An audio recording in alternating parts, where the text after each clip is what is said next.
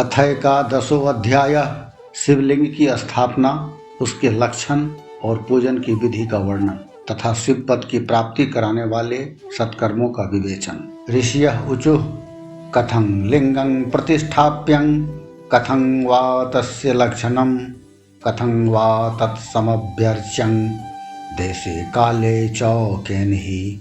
ऋषिगण बोले, हे सूत जी, शिवलिंग की स्थापना कैसे करनी चाहिए, उसका लक्षण क्या है तथा उसकी पूजा कैसे करनी चाहिए, किस देश काल में करनी चाहिए और किस द्रव्य के द्वारा उसका निर्माण होना चाहिए।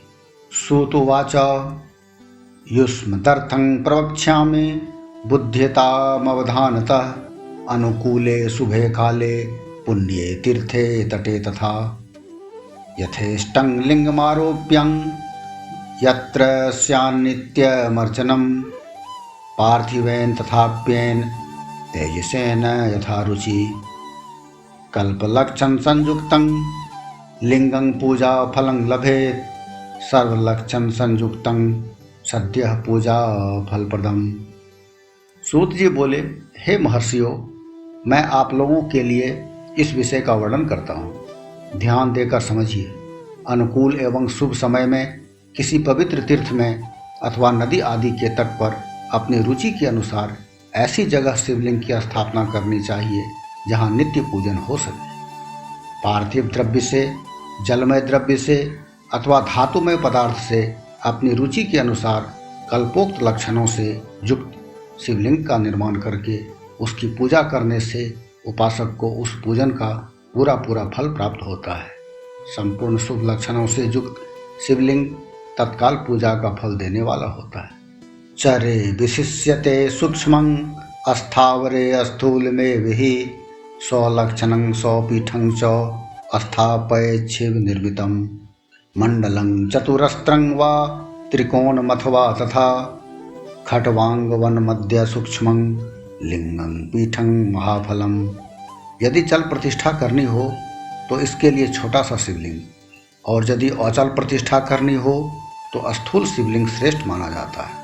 उत्तम लक्षणों से युक्त पीठ सहित शिवलिंग की स्थापना करनी चाहिए। शिवलिंग का पीठ मंडलाकार, चौकोर, त्रिकोण अथवा खटवांग के आकार का होना चाहिए। ऐसा लिंग पीठ महान फल देने वाला होता है। प्रथमं मृच्छिलादिभ्यो लिंगं लोहादिभिः कृतं येन लिंगं तेन पीठं स्थावरे ही विशिष्यते। लिंगं पीठं चरेत्वेकं लिंगं बाणकृतं विना लिंगं प्रमाणं कर्तॄणां द्वादशाङ्गुलमुत्तमं न्यूनं चेत् फलमल्पं स्यादधिकं नैव दुष्यते कर्तृरेकाङ्गुलन्यूनं चरेऽपि च तथैवहि। पहले मिट्टी, प्रस्तर आदि से अथवा लोहे आदि से शिवलिंग का निर्माण करना चाहिए। जिस द्रव्य से शिवलिंग का निर्माण हो उसी से उसका पीठ भी बनाना चाहिए। यही स्थावर शिवलिंग की विशेष बात है। चर शिवलिंग में भी लिंग और पीठ का एक ही उपादान होना चाहिए, किंतु बांध लिंग के लिए यह नियम नहीं है। लिंग की लंबाई निर्माणकर्ता के 12 अंगुल के बराबर होनी चाहिए। ऐसा ही शिवलिंग उत्तम कहा गया है। इससे कम लंबाई हो तो फल में कमी आ जाती, अधिक हो तो कोई दोष नहीं। चरलिंग में भी वैसा ही नियम है। उसकी लंबाई कम से कम कर्ता के 1 अंगुल के बराबर होनी चाहिए। आदो विमानं शिल्पेन कार्जं देव गणैर्युतं तत्र गर्भगृहे रम्ये दृढ़े दर्पण सन्निभे भूषिते नवरत्नैश्च दिग्द्वारे च प्रधानके नीलं रक्तं च वैडूर्यं श्यामं मार्कतं तथा मुक्ता प्रवाल गोमेद वज्राणि नवरत्नकं मध्ये लिंगं महद्द्रव्यं निक्षिपेत् सह वैदिके संपूज्य लिंगं सद्याद्य पंचस्थाने यथाक्रमम् अग्नौ च हुत्वा बहुधा हविषा सकुलं च माम् अभ्यर्च्य गुरुमाचार्यमथ कामैश्च बान्धवम् तद्याद्यैश्वर्यमर्थिभ्यो जडमप्य जडं तथा। पहले शिल्प शास्त्र के अनुसार एक विमान या देवालय बनवाए जो देवगणों की मूर्तियों से अलंकृत हो। उसका गर्भगृह बहुत ही सुंदर, सुदृढ़ और दर्पण के समान स्वच्छ हो, उसे 9 प्रकार के रत्नों से विभूषित किया गया हो, उसमें पूर्व और पश्चिम दिशा में 2 मुख्य द्वार हों। जहाँ शिवलिंग की स्थापना करनी हो उस स्थान के गर्त में नीलम, लाल रत्न, वैदुर्ज, श्याम रत्न, मरकत, मोती, मूंगा, गोमेद और हीरा, इन 9 रत्नों को तथा अन्य महत्वपूर्ण द्रव्यों को वैदिक मंत्रों के साथ छोड़े। सद्योजात आदि 5 वैदिक मंत्रों द्वारा शिवलिंग का 5 स्थानों में क्रमशः पूजन करके अग्नि में हविष्य की अनेक आहुतियाँ दे और परिवार सहित मेरी पूजा करके गुरु स्वरूप आचार्य को, धन तथा भाई बंधुओं को अभिलषित वस्तुओं से संतुष्ट करे। याचकों को जड़ यानी सुवर्ण, गृह एवं भू संपत्ति तथा चेतन यानी गौ आदि वैभव प्रदान करे। अस्थावरं जंगमं जीवं सर्वं संतोष्य यत्नतः सुवर्ण पूरिते स्वभ्रे नवरत्नैश्च पूरिते सद्यादि ब्रह्मचोच्चार्य ध्यात्वा देवं परम शुभम उदीर्ज च महामंत्रमोंकारं नादघोषितं लिंगं तत्र प्रतिष्ठाप्य लिंगं पीठेन योजयेत् लिंगं स्वपीठं निक्षिप्य नित्यलेपेन बंधयेत्। अस्थावर जंगम सभी जीवों को यत्नपूर्वक संतुष्ट करके एक गड्ढे में सुवर्ण तथा 9 प्रकार के रत्न भरकर सद्योजातादि वैदिक मंत्रों का उच्चारण करके परम कल्याणकारी महादेव जी का ध्यान करे। तत्पश्चात नाद घोष से युक्त महामंत्र ओंकार का उच्चारण करके उक्त गड्ढे में शिवलिंग की स्थापना करके उसे पीठ से संयुक्त करे। इस प्रकार पीठ युक्त लिंग की स्थापना करके उसे नित्य लेप से जोड़कर स्थिर करे। एवं वेरं च संस्थाप्यं तत्रैव परमं शुभं पंचाक्षरेण वेरं तु उत्सवार्थं बहिस्तथा। इसी प्रकार वहाँ पंचाक्षर मंत्र से परम सुंदर मूर्ति की भी स्थापना करनी चाहिए। सारांश यह कि भूमि संस्कार आदि की सारी विधि जैसी लिंग प्रतिष्ठा के लिए कही गई है वैसे ही मूर्ति प्रतिष्ठा के लिए भी समझनी चाहिए। अंतर इतना ही है कि लिंग प्रतिष्ठा के लिए प्रणव मंत्र के उच्चारण का विधान है, परंतु वेर की प्रतिष्ठा पंचाक्षर मंत्र से करनी चाहिए। जहाँ लिंग की प्रतिष्ठा हुई है वहाँ भी उत्सव के लिए और बाहर सवारी निकालने आदि के निमित्त मूर्ति को रखना आवश्यक है। वेरं गुरुभ्यो गृह्णीयात् साधुभिः पूजितं तु वा एवं लिंगे च वेरे च पूजा शिव पदप्रदा। पुनश्च द्विविधं प्रोक्तं अस्थावरं जंगमं तथा अस्थावरं लिंगमित्याहुस्तरो गुल्मादिकं तथा। जंगमं लिंगं मित्याहु कृमिकीटादिकं तथा अस्थावरस्य च शुश्रूषा जंगमस्य च तर्पणं तत्सुखानुरागेण शिव पूजां विदुर्बुधा। वेर को बाहर से भी लिया जा सकता है, उसे गुरुजनों से ग्रहण करें। बाह्य वेर वही लेने योग्य है जो साधु पुरुषों द्वारा पूजित हो। इस प्रकार लिंग में और वेर में भी की हुई महादेव जी की पूजा शिव पद प्रदान करने वाली होती है। अस्थावर और जंगम के भेद से लिंग भी 2 प्रकार का कहा गया है। वृक्ष, लता आदि को अस्थावर लिंग कहते हैं और कृमि, कीट आदि को जंगम लिंग। सींचने आदि के द्वारा अस्थावर लिंग की सेवा करनी चाहिए और जंगम लिंग को आहार एवं जल आदि देकर तृप्त करना उचित है। उन अस्थावर जंगम जीवों को सुख पहुंचाने में अनुरक्त होना भगवान शिव का पूजन है, ऐसा विद्वान पुरुष मानते हैं। इस प्रकार चराचर जीवों को ही भगवान शंकर के प्रतीक मानकर उनका पूजन करना चाहिए। पीठ मम्बामयं सर्वं शिवलिंगं च चिन्मयम् यथा देवी मुमामंके धृत्वा तिष्ठति शंकरः तथा लिंगं मिदं पीठं धृत्वा तिष्ठति संततम। सभी पीठ परा प्रकृति जगदम्बा का स्वरूप है और समस्त शिवलिंग चैतन्य स्वरूप है। जैसे भगवान शंकर देवी पार्वती को गोद में बिठाकर विराजते हैं, उसी प्रकार यह शिवलिंग सदा पीठ के साथ ही विराजमान होता है। एवं स्थाप्य महालिंगं पूज्येदुपचारकै नित्य पूजा यथाशक्ति ध्वजादिकरणं तथा इति संस्थापय लिंगं साक्षात् शिवपदप्रदम् अथवा चरलिंगं तु षोडशैरुपचारकै पूजयेच्च यथा न्यायं क्रमात् शिवपदप्रदम् आवाहनं चासनं च अर्घ्यं पाद्यं तथैव च तदङ्गाचमनं चैव स्नानमभ्यङ्गपूर्वकं वस्त्रं गन्धं तथा पुष्पं धूपं दीपं निवेदनं नीराजनं च ताम्बूलं नमस्कारो विसर्जनम् अथवार्घ्यादिकं कृत्वा नैवेद्यान्तं यथाविधि अथाभिषेकं नैवेद्यं नमस्कारं च तर्पणं यथाशक्ति सदा कुर्जात क्रमात् शिव पदप्रदम।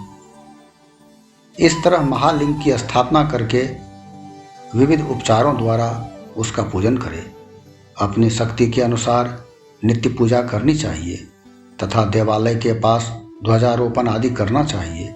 इस प्रकार साक्षात शिव का पद प्रदान करने वाले लिंग की स्थापना करें अथवा चरलिंग में षोडशोपचारों के द्वारा यथोचित रीति से क्रमशः पूजन करे। यह पूजन भी शिव पद प्रदान करने वाला है। आवाहन, आसन, अर्घ, पाद्य, पाद्यांग, आचमन, अभ्यंग पूर्वक स्नान, वस्त्र, गंध, पुष्प, धूप, दीप, नैवेद्य, तांबूल, समर्पण, नीराजन, नमस्कार और विसर्जन, ये 16 उपचार हैं। अथवा अर्घ से लेकर नैवेद्य तक विधिवत पूजन करे। अभिषेक, नैवेद्य, नमस्कार और तर्पण ये सब यथाशक्ति नित्य करे। इस तरह किया हुआ शिव का पूजन शिव पद की प्राप्ति कराने वाला होता है। अथवा मानुषे लिंगे अप्यार से देवे स्वयं भुवि स्थापिते अपूर्व के लिंगे सोपचारं यथा तथा पूजोपकरणे दत्ते यत्किंचित् फलमश्नुते प्रदक्षिणा नमस्कार क्रमात् शिव पदप्रदं लिंगं दर्शन मात्रं वा नियमेन शिवप्रदं मृत्पृष्ठ गोषकृत पुष्पै करवीरेण वा फले गूढेन नवनीतेन भस्मनान्नैर्यथा रुचि लिंगं यत्नेन कृत्वान्ते यजे तदनुसारतः। अथवा किसी मनुष्य के द्वारा स्थापित शिवलिंग में, ऋषियों द्वारा स्थापित शिवलिंग में, देवताओं द्वारा स्थापित शिवलिंग में, अपने आप प्रकट हुए स्वयंभू लिंग में तथा अपने द्वारा नूतन स्थापित हुए शिवलिंग में भी उपचार समर्पण पूर्वक जैसे तैसे पूजन करने से या पूजन की सामग्री देने से भी मनुष्य ऊपर जो कुछ कहा गया है वह सारा फल प्राप्त कर लेता है। क्रमशः परिक्रमा और नमस्कार करने से भी शिवलिंग शिवपद की प्राप्ति कराने वाला होता है। यदि नियम पूर्वक शिवलिंग का दर्शन मात्र कर लिया जाए तो वह भी कल्याणप्रद होता है। मिट्टी, आटा, गाय के गोबर, फूल, कनेर फूस, फल, गुड़, मक्खन, भस्म अथवा अन्न से भी अपनी रुचि के अनुसार शिवलिंग बनाकर तदनुसार उसका पूजन करें। अंगुष्ठादावपि तथा पूजा मिच्छन्ति केचन लिंगं कर्मणि सर्वत्र निषेधो अस्ति न कर्हिचित् सर्वत्र फलदाता हि प्रयासानुगुणं शिवः अथवा लिंगं दानं वा लिंगं मौल्यमथापि वा श्रद्धया शिव भक्ताय दत्तं शिवपदप्रदम्। कुछ लोग हाथ के अंगूठे आदि पर भी पूजा करना चाहते हैं। लिंग का निर्माण कहीं भी करने में किसी प्रकार का निषेध नहीं। भगवान शिव सर्वत्र ही भक्त के प्रयत्न के अनुसार फल प्रदान कर देते हैं। अथवा श्रद्धापूर्वक शिव भक्त को शिवलिंग का दान या लिंग के मूल्य का दान करने से भी शिवलोक की प्राप्ति होती है। अथवा प्रणवं नित्यं जपेद 100 सहस्रकं संध्यायोश्च सहस्रं वा ज्ञेयं शिवपदप्रदं जप काले महारान्तं मनः शुद्धिकरं भवेत् समाधो मानसं प्रोक्त मुपांशु सार्वकालिकं समान प्रणवं चेमं बिंदुनाद्युतं विदुः। अथ पंचाक्षरं नित्यं जपेद युतमादरात् संध्योश्च सहस्रं वा ज्ञेयं शिव पदप्रदम्। अथवा प्रतिदिन 10,000 प्रणव मंत्र जप करे अथवा दोनों संध्याओं के समय 1,000 प्रणव का जप किया करे। यह क्रम भी शिव पद की प्राप्ति कराने वाला है, ऐसा जानना चाहिए। जप काल में मकरांत प्रणव का उच्चारण मन की शुद्धि कराने वाला होता है। समाधि में मानसिक जप का विधान है तथा अन्य सब समय उपांशु जप ही करना चाहिए। नाद और बिंदु से युक्त ओंकार के उच्चारण को विद्वान पुरुष समान प्रणव कहते हैं।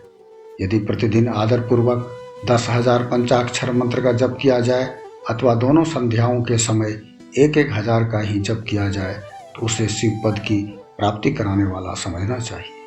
प्रणवे नादि संयुक्तं ब्राह्मणाणां विशिष्यते दीक्षायुक्तं गुरुर्ग्राह्यं मंत्रं यथ फलाप्ते कुंभस्नानं मंत्र दीक्षां मातृकान्या समेव च ब्राह्मणः सत्यपूतात्मा गुरुर्ज्ञानी विशिष्यते।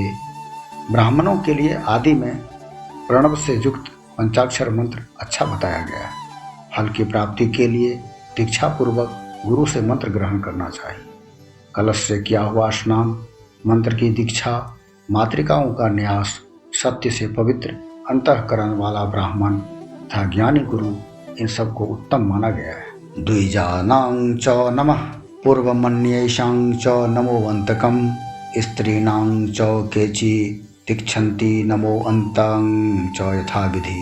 विप्र स्त्रीणां नमः पूर्वमिदमिच्छन्ति केचन पंचकोटि जपं कृत्वा सदाशिव समो भवेत्। 1 2 3 चतुःकोट्या ब्रह्मादीनां पदं वर्जेत्। जपेद क्षर लक्षं वा अक्षराणां पृथक् पृथक् अथवा क्षर लक्षं वा ज्ञेयं शिव पदप्रदं।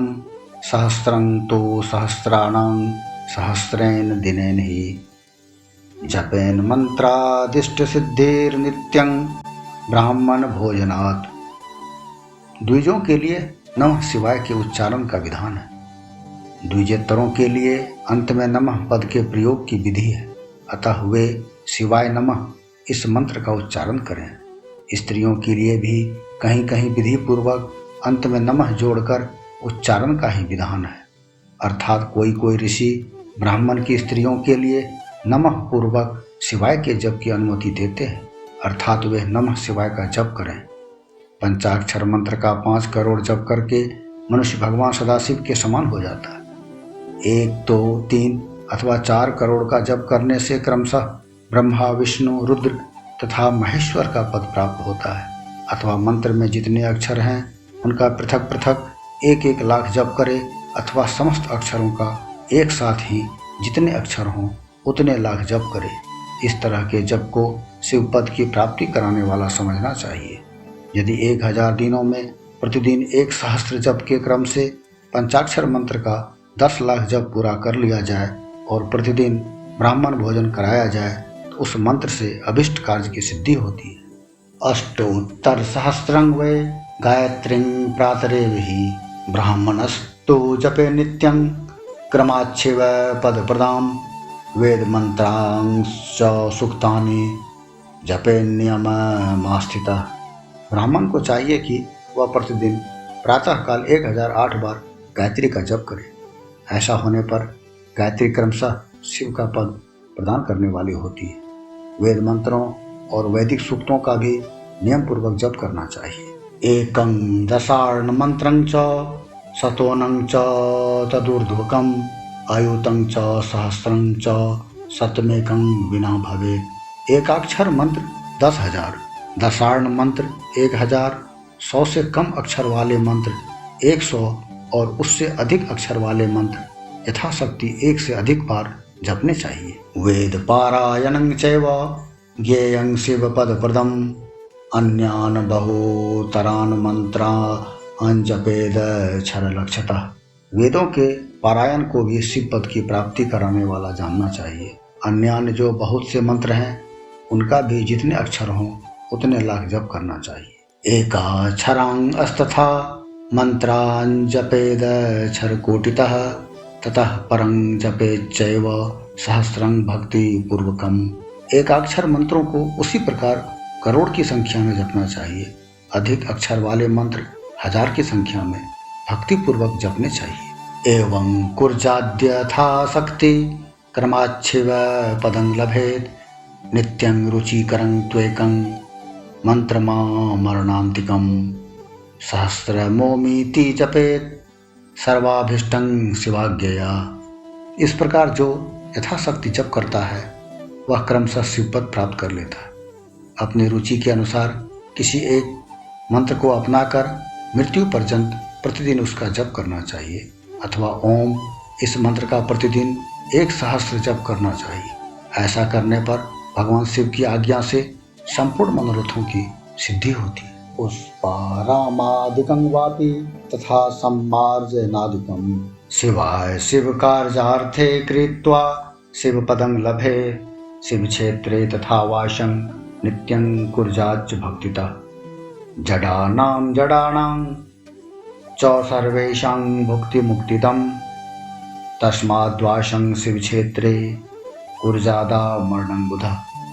जो मनुष्य भगवान शिव के लिए फुलवाड़ी या बगीचे आदि लगाता है तथा शिव के सेवा कार्य के लिए मंदिर में झाड़ने बुहारने आदि की व्यवस्था करता है, वह इस पुण्य कर्म को करके शिव पद प्राप्त कर लेता है। भगवान शिव के जो काशी आदि क्षेत्र हैं उनमें भक्ति पूर्वक नित्य निवास करें। वे जड़ चेतन सभी को भोग और मोक्ष देने वाले होते हैं। अतः विद्वान पुरुष को भगवान शिव के क्षेत्र में मृत्यु पर्यंत निवास करना चाहिए।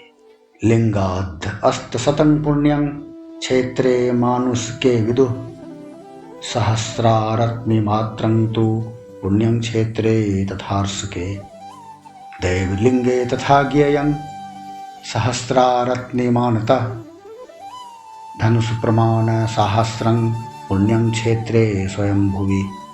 मनुष्यों द्वारा स्थापित शिवलिंग से चारों ओर 100 हाथ तक पुण्य क्षेत्र कहा गया है तथा ऋषियों द्वारा स्थापित शिवलिंग के चारों ओर 1000 हाथ तक पुण्य क्षेत्र होता है। इसी प्रकार देवताओं द्वारा स्थापित शिवलिंग के चारों ओर भी 1000 हाथ तक का पुण्य क्षेत्र समझना चाहिए। स्वयं भूलिंग के चारों ओर तो 1000 धनुष यानी 4000 हाथ तक पुण्य क्षेत्र होता है। पुण्य क्षेत्रे स्थिता वापि कूपाद्यं पुष्कराणि च शिवगंगेति विज्ञेयं शिवस्य वचनं यथा तत्र स्नात्वा तथा दत्वा जपित्वा हि शिवं व्रजेत् शिवक्षेत्रं समाश्रित्य वसेदा मरणं तथा द्वाहं दशाहं मास्यं वा सौपिण्डीकरणं तु वा आब्दिकं वा शिवक्षेत्रे क्षेत्रे पिण्डमथापि वा सर्वपाप विनिर्मुक्तः सद्यः शिवपदं लभेत् अथवा सप्तरात्रं वा वसेद्वा पंचरात्रकं त्रिरात्रमेकरात्रं वा क्रमात् शिवपदं लभेत्। पुण्य क्षेत्र में स्थित बावड़ी, कुआं और पोखरे आदि को शिवगंगा समझना चाहिए। भगवान शिव का ऐसा ही वचन है। वहाँ स्नान, दान और जप करके मनुष्य भगवान शिव को प्राप्त कर लेता है। अतः मृत्यु पर्यंत शिव के क्षेत्र का आश्रय लेकर रहना चाहिए।